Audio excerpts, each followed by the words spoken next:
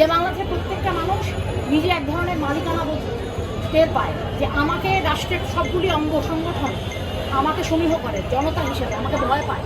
সে নির্বাচনের সময় ভয় পায় যে আমি কাকে ভোট দেব। আমি বিচার চাইলে আমার একটা আশা থাকে যে বিচার হবে। সেই সংগঠনগুলি ক্ষমতাকে সেবা করে না, মানুষের সেবা করে। সেই বাংলাদেশে আমরা চাই যেখানে সাম্য, ন্যায় বিচার, মানমর্যাদা, মানুষের গণতন্ত্র, এই তো আসবে, এই তো চাই। প্রত্যেকটা মানুষের অধিকার চাই, তাই তো? সেটা একদিনে আসবে না, সেটার জন্য আমাদের অনেক পরিশ্রম করতে হবে। এই মুহূর্তে বাংলাদেশে অনেক অনেক হতাশার জায়গা আছে, সেটার জন্য আপনাকে আমাকে সবাইকে সজাগ থাকতে হবে। প্রত্যেক দিন প্রত্যেকের কাজ করতে হবে, পরিশ্রম করতে হবে। তারপরেও এটা কতদিনে আসবে এটা বলা যায়, আমাদের অনেক মানুষের। কিন্তু আমি হতাশ হতে রাজি নই, আমার হতাশ হওয়ার সুযোগ নাই। আজকে মুগ্ধর মৃত্যুবার্ষিকী, আজকে বোধহয় ফাইয়াজ, ওদের সবার, আমার হতাশ হওয়ার সুযোগ নাই। তাহলে আমি ওদের মৃত্যুকে ছোট করে দিই, এটা আমি করবো না। আত্মত্যাগকে কিভাবে দেখছেন আসলে? মুগ্ধ না, সমস্ত শহীদ, ওরা তো মরে যাওয়ার জন্য রেডি ছিল, তৈরি ছিল।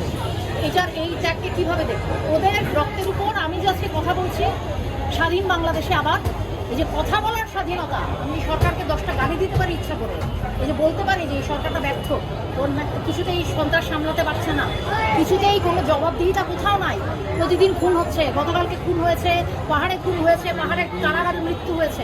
এই যে এতগুলি কথা এত নির্ভয় বলতে পারি, মুগ্ধর জন্য পারি, ফাইয়াজের জন্য পারি, এই ছেলে বাচ্চাগুলির জন্য পারি, আনাসের জন্য পারি, এদের জন্য পারি। কাজে আমার হতাশ হওয়ার সুযোগ নাই, আমাদের সবার আরও অনেক পরিশ্রম করতে হবে, আমরা অল্প অল্প করে আগাবো। আমি হতাশ হতে পারি। চূড়ান্ত জন্য যে আয়োজন, মানুষের জন্য মানুষের সহযোগিতার হাত বাড়িয়ে দেবো, এটাকে আপনি কিভাবে দেখেন? হ্যাঁ, এটাই করতে হবে। আলটিমেটলি দিনের শেষে এই মানুষ, প্রত্যেকটা ঘটনার পিছনে বড় বড় মানুষ 1-2 টাকা দিয়ে এত বড় ছবি তোলে।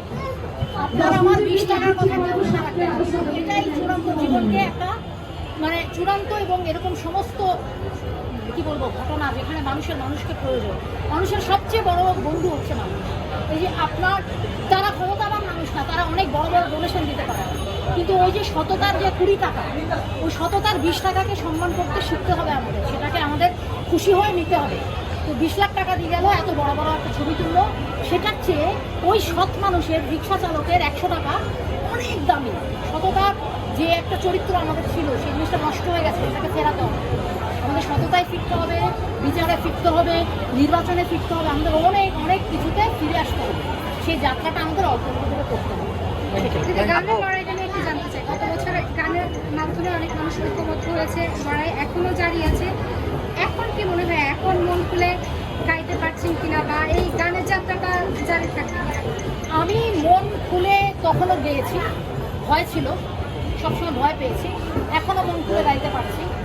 আর আরেকটা ব্যাপার হচ্ছে, তখন যে ঐক্য ছিল মানুষের এত বড় বিপদের মুখে, সেই ঐক্য আমি এখন আশা করি। এত বড় একটা অর্জনের পরে স্বাভাবিক এটাই যে মানুষ আবার বিক্ষিপ্ত হয়ে যাবে, বিচ্ছিন্ন হয়ে যাবে। সেই জায়গাটা থেকে আমাদের সবাইকে অনুভব করতে হবে যে আমরা কিসের জন্য লড়াইটা করলাম। সেইখানে আপনার আমার কৃতিত্বের জন্য যুদ্ধ না করে আরও কি করা যায় সেটা ভাবতে বসতে হবে আমাদের। আজকে যদি চূড়ান্ত বাংলাদেশের এক টুকরা প্রাণ, একটা গাছ, বাংলাদেশের এক টুকরা প্রাণ, একটা পথ, একটা রাস্তা, বাংলাদেশের এক টুকরা মাটি, যে কোনো কিছুর জন্য আপনি কাজ করতে পারেন, সেইটাকে নিজের মালিকানা বোঝার মধ্যে আনতে হবে। আমাকে অনুভব করতে হবে যে এটা আমার মাটি, আমি এটাকে ময়লা করবো না, এটা আমার দেশ, আমি এটাকে নষ্ট করবো না, এই আমি পুরো দেশটার মালিক।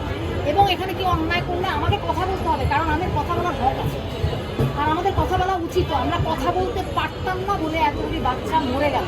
আজকে যদি কথা না বলি, আমরা এই বাচ্চাগুলির কাছে অপরাধী থাকবো।